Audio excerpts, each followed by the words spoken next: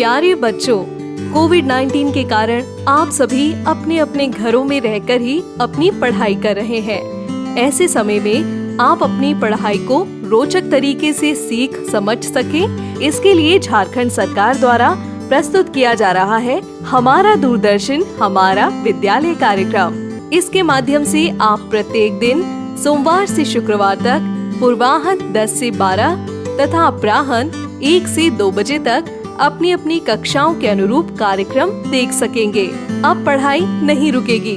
स्कूली शिक्षा एवं साक्षरता विभाग झारखंड। नमस्ते दोस्तों, आज के इस वीडियो में हम दूरदर्शन के माध्यम से क्लास 9 और क्लास 11 की पढ़ाई करेंगे।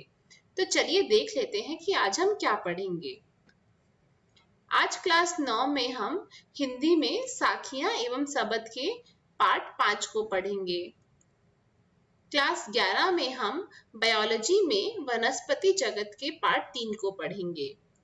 इन सभी वीडियो के साथ हम कुछ रोचक प्रश्नों को भी हल करेंगे। दोस्तों, आप सबसे उम्मीद है कि आपने अपनी कॉपी और कलम अपने साथ रखी होगी, जिसमें आप जरूरी बातों को नोट करेंगे। तो चलिए शुरू करते हैं आज का एपिसोड।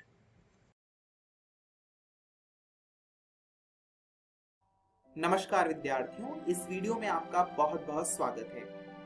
आज हम कबीरदास के दूसरे शब्द का अर्थ जानने वाले हैं। तो आज की इस वीडियो का विषय बिंदु भी यही है कि हम उस दूसरे पद का प्रसंग जानें और उस पद का अर्थ भी जानें।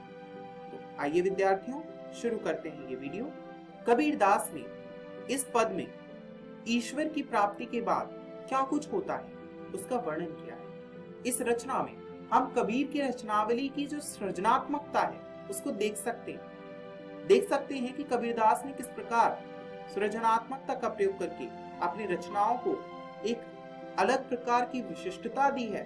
कबीरदास के शब्द में हमें प्रतीकों की व्यवस्था भी देखने को मिलती है। तो आइए विद्यार्थियों, पढ़ते हैं कबीरदास का यह शब्द। संतो भाई आई ज्ञान की अंधेरे, भ्रम की टाटी सबे उड़ानी, माया रहे ना बांधी, हित चित की धुआं गिरानी, मोह बलिंडा टूटा, तृष्णा छानी परी घर ऊपरी, कुबधी का भांडा फूटा, जोग जुगत करी संतो बांधी, निर्चू चुवे ना पानी, कूड़ कपट काया निकसया, हरि की गीत जब जानी, आंधी पीछे जो जल बूठा, प्रेम हरिजन भीना, कहे कबीर भान के प्रगटे, उदित भयातम खीना। विद्यार्थियों, आइए अब हम इस शब्द का अर्थ जानते हैं। पहली पंक्ति है, संतो भाई आई ज्ञान की आंधी। तो यहाँ पर ज्ञान का अर्थ है ज्ञान और भ्रम का अर्थ है संदेह, टाटी का अर्थ है घास फूस का आवरण, उड़ानी यानी उड़ गई है, माया यानी मोह और बांधी यानी बांध कर। इस प्रकार इन पंक्तियों का अर्थ यह होगा कि हे संतो, ज्ञान रूपी आंधी आ गई है। ज्ञान रूपी आंधी किस प्रकार का ज्ञान? ईश्वर का ज्ञान। ईश्वर क्या होता है लोगों को अब पता चल गया है। और इस आंधी से क्या हुआ है, जो भ्रम का आवरण था वह उड़ गया है और मोह जो है, मोह का बंधन भी मुक्त हो गया है। जो व्यक्ति है वह मोह के बंधन से भी मुक्त हो गया है। यहाँ पर कवि ने व्यक्ति के शरीर को एक कच्चे भवन के रूप में देखा है और जो आंधी आई है उससे बुराई थी मनुष्य के मन की, वह समाप्त होने लगी है। उसका वर्णन कवि ने किया है। आगे कवि कहता है, हित चित की धुआं गिरानी, मोह बलिंडा टूटा, तृष्णा छानी परी घर ऊपरी, कुबधी का भांडा फूटा। हित का अर्थ होता है स्वार्थ, चित का अर्थ होता है मन, द्व का अर्थ होता है दो, थूनी का अर्थ होता है टेक, गिरानी यानी गिर गई, बलिंडा का अर्थ होता है मोटी बल्ली, तृष्णा का अर्थ होता है लालच, छानी का अर्थ होता है छप्पर, जो घर के ऊपर लगाते हैं उसे छप्पर कहते हैं, कुबधी का अर्थ होता है दुर्बुद्धि यानी बुरी बुद्धि और भांडा का अर्थ होता है बर्तन। इस प्रकार इन पंक्तियों का अर्थ यह निकला कि स्वार्थ और मोह की जो टेक थी व्यक्ति के मन में वह गिर गई है और मोहरूपी जो बलिंडा था, जो मोटी बल्ली थी, वह भी टूट गई है। और इस आंधी से जो लोगों के मन में लालच का छप्पर था वह भी गिर गया है और कुबुद्धि के रूप में जो बर्तन थे वह भी फूट गए हैं। विद्यार्थियों, यहाँ पर एक दृश्य का वर्णन भी कवि कर रहा है और साथ ही साथ उसका आध्यात्मिक रूप भी दिखा रहा है। तो यहाँ पर कबीरदास के आप देख सकते हैं रचना कौशल, यहाँ पर देख सकते हैं कबीरदास का। विद्यार्थियों, यहाँ पर आप कबीरदास का रचना कौशल देख सकते हैं। आइए अब हम अगली पंक्तियों का अर्थ जानते हैं। यहाँ पर जोग का अर्थ होता है योग, जुगत यानी युक्ति, निर्चु यानी तनिक भी, चुवे यानी टपकना, निकस्या यानी निकल गया और जानी यानी समझ में आ गई। इस प्रकार इस पंक्ति का अर्थ होगा कि अब जब आंधी से सब कुछ समाप्त हो गया है तो योग और युक्ति से संतों ने एक नया मकान बना लिया है और वह तनिक भी चूता नहीं है, उससे तनिक भी पानी नहीं टपकता। पानी न टपकने का अर्थ है कि उनके मन में बुराई नहीं आ सकती, अब बुराइयों का प्रवेश नहीं हो सकता। कूड़ कपट काया निकस्या, यानी जो कूड़ कपट काया थी, यानी जो बुराई थी वह तो निकल गई। और वो कैसे निकली? हरि की गीत जब जानी, जब हरि के गीत समझ में आए, जब हरि का ज्ञान हुआ, जब ईश्वर का ज्ञान हुआ, यानी ईश्वर के ज्ञान से छल कपट समाप्त हो गया। अगली पंक्ति में कबीरदास कहते हैं, आंधी पीछे जो जल बूठा, प्रेम हरिजन भीना, कहे कबीर भान के प्रगटे, उदित भया तम खीना। बूठा का अर्थ होता है बरसना और भीना का अर्थ होता है भीग गया। भान का अर्थ होता है सूरज और उदित भया यानी निकल गया, तम खीना यानी अंधकार नष्ट हो गया। तम का अर्थ होता है अंधकार। कबीरदास कहते हैं कि आंधी के बाद जो जल बरसा उससे क्या हुआ? लोग जो है हरि के प्रेम में भीग गए, यानी ईश्वर की प्राप्ति उन्हें हो गई, ईश्वर का ज्ञान हो गया और आनंदमय हो गए। आगे कवि कहता है कि ऐसा लगा वातावरण जैसे सूरज निकलने से अंधकार समाप्त हो जाता है। ठीक उसी प्रकार जब ईश्वर की प्राप्ति हो जाती है तो इंसान के मन की बुराई समाप्त हो जाती है। कवि ने यहाँ पर ईश्वर की सच्ची पहचान बताई है। ईश्वर की पहचान से क्या कुछ होता है वह बताया है। मुझे आशा है कि आपको यह समझ आ गया होगा। आइए अब हम जानते हैं कि इस वीडियो में हमने क्या कुछ सीखा। इस वीडियो में हमने जाना कि ज्ञान प्राप्ति के पहले और बाद में कैसी कैसी घटनाएं, कैसा कैसा वातावरण बना, कैसा कैसा माहौल बना। इसके बाद कबीर की काव्य कला कैसी है इसका वर्णन भी किया। विद्यार्थियों, मुझे आशा है कि आपको यह वीडियो बहुत ही पसंद आया होगा। आप घर जाकर जब इस शब्द को पढ़ेंगे तो आप स्क्रीन पर दिखाए गए प्रश्नों के उत्तर को खोजने का प्रयास कीजिएगा और उसका उत्तर अनुच्छेद के रूप में लिखने का प्रयास कीजिएगा। इस वीडियो को देखने के लिए बहुत बहुत धन्यवाद।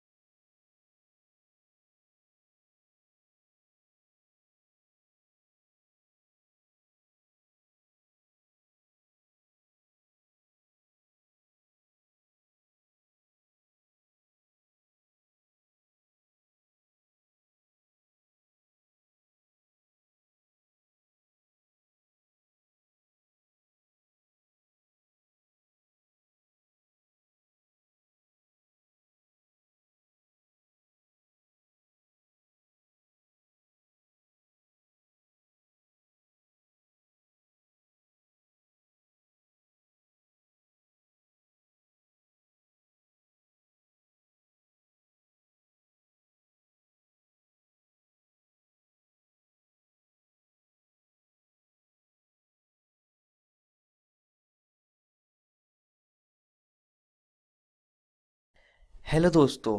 तो आज हम इस अध्याय वनस्पति जगत यानी कि किंगडम प्लांटी को जारी रखेंगे। मैं आशा करता हूँ कि आपको पिछला वीडियो जिसमें हमने ब्रायोफाइट और टेरिडोफाइट्स के बारे में चर्चा करी थी वह समझ में आ गया होगा। तो आज हम क्या पढ़ेंगे? आज हम जिम्नोस्पर्म, एंजियोस्पर्म और पादप जीवन चक्र तथा संतति या पीढ़ी एकांतरण यानी कि plant life cycle and alternation of generations के बारे में पढ़ेंगे। तो आइए शुरू करते हैं और सबसे पहले हम बात करेंगे जिम्नोस्पर्म के बारे में। तो जिम्नोस्पर्म जो शब्द है उसका मतलब है, जिम्नो का मतलब है नेकेड यानी कि अनावृत, और स्पर्म्स का मतलब है सीड यानी कि बीज। तो यह चीज़ आपको ध्यान में रखनी है दोस्तों। और इनमें बीजांड अंडाशय भित्ति से ढके हुए नहीं होते, इसलिए इन्हें जिम्नोस्पर्म कहते हैं क्योंकि इनके पास नेकेड सीड होते हैं। इनमें आमतौर पर मूल मसला मूल होते हैं और जिम्नोस्पर्म में मध्यम अथवा लंबे तथा झाड़ियां होती है और जिम्नोस्पर्म का सिकुआ वृक्ष सबसे लंबा है। तो यह जो वृक्ष जिसका आप चित्र देख सकते हैं यह बहुत ही लंबा वृक्ष होता है। तो आइए चलते हैं और जिम्नोस्पर्म के कुछ उदाहरणों के बारे में बात करते हैं। तो जो सबसे पहला उदाहरण है उसका नाम है पाइनस। यह शाखीय यानी कि ब्रांच्ड होते हैं। इनके पास मसला मूल होती है तथा यह मूल कवक के साथ सहयोग कर लेती है और माइकोराइजा बनाती है।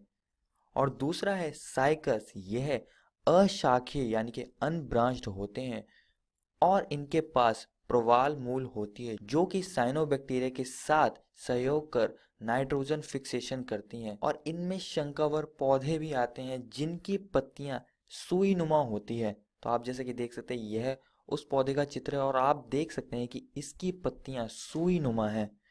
तो आइए और अब बात करते हैं जिम्नोस्पर्म के जीवन चक्र के बारे में। तो आप जैसे कि देख सकते हैं यहाँ पर यह पाइनस का एक पेड़ है और जो यहाँ पर कोन्स दिखा रहे हैं आपको यह मादा कोन है। जैसे कि आप देख सकते हैं यह जो कोन है वह मादा कोन है और यहाँ पर आप देख सकते हैं कि यह नर कोन है जिसमें से वायु द्वारा पॉलन ग्रेन्स यानी कि पराग कण निकल रहे हैं और पॉलिनेशन हो रहा है यानी कि परागण हो रहा है।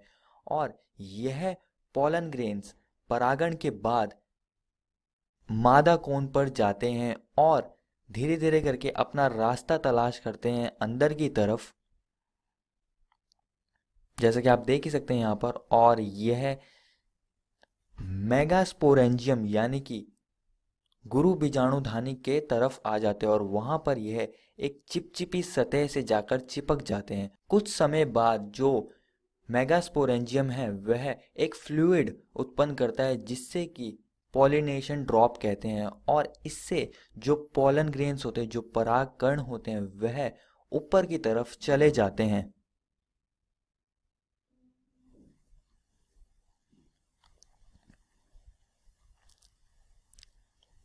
और जाके मेगास्पोरेंजियम से चिपक जाते हैं।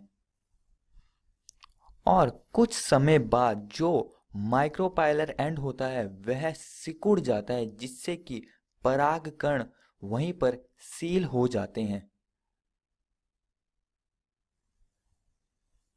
और फिर कुछ समय बाद जो पॉलन ग्रेन्स होते हैं वह पॉलन ट्यूब बनाते हैं और जो नर युग्मक होता है वह विभाजित होकर दो नर युग्मकों में बदल जाता है और धीरे धीरे करके यह अंदर की तरफ जाते हैं और जाके जो नर युग्मक है वह जायगोट बना देता है।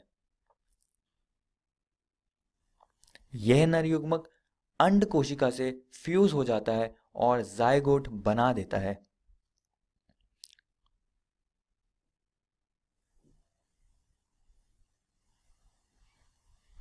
यह जायगोट कुछ समय बाद बीज में विकसित हो जाता है और बीज के ऊपर एक प्रोटेक्टिव सीड कोट आ जाता है। और जब बीज पानी को सोख लेता है, पानी की उपस्थिति में यह बीज अंकुरित होने लगता है। तो आप देख सकते हैं यह बीज अंकुरित हो रहा है और अंकुरित होकर यह एक नए जीव को निर्माण करेगा, एक नए पाइनस में यह बदल जाएगा।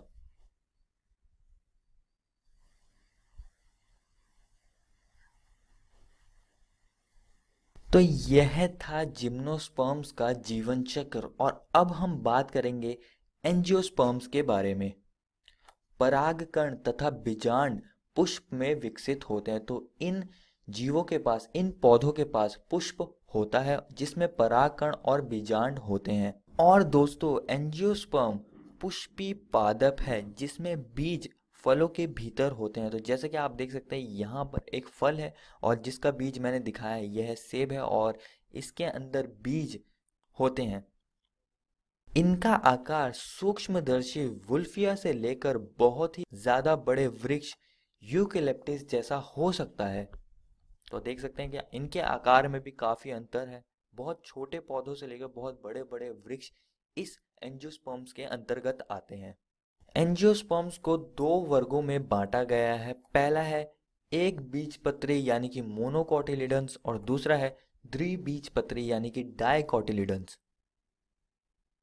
तो जैसा कि इनके नामों से पता चल रहा है कि जो एक बीजपत्री है, इन पौधों के बीजों में एक बीजपत्र होता है और जो द्विबीजपत्री है, इन पौधों के अंदर दो बीजपत्री होते हैं।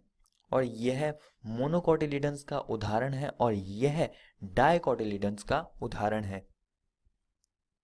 तो आइए अब हम एंजियोस्पर्म्स के जीवन चक्र को समझेंगे। तो आप जैसा कि देख सकते हैं, एंजियोस्पर्म में पुष्पी पौधे आते हैं और यह एक पुष्प है। पुष्प में दोनों मादा जननांग और नर जननांग होता है। जो नर जननांग होता है उसमें फिलामेंट और एंथर होते हैं और इन दोनों को हम पुकेंसर कहते हैं। और जो एंथर होता है उसके अंदर माइक्रोस्पोरेंजिया होते हैं जिसमें नर युग्मक बनता है। तो जैसे कि आप देख सकते हैं, यह माइक्रोस्पोरेंजिया है और इसमें जो मादा जननांग है वह कार्पल होता है। इसके तीन हिस्से होते हैं, ओवरी, स्टाइल और स्टिग्मा। तो यह तीन हिस्से मादा जननांग के होते हैं। और ओवरी के अंदर egg cell, synergid cells, central cell,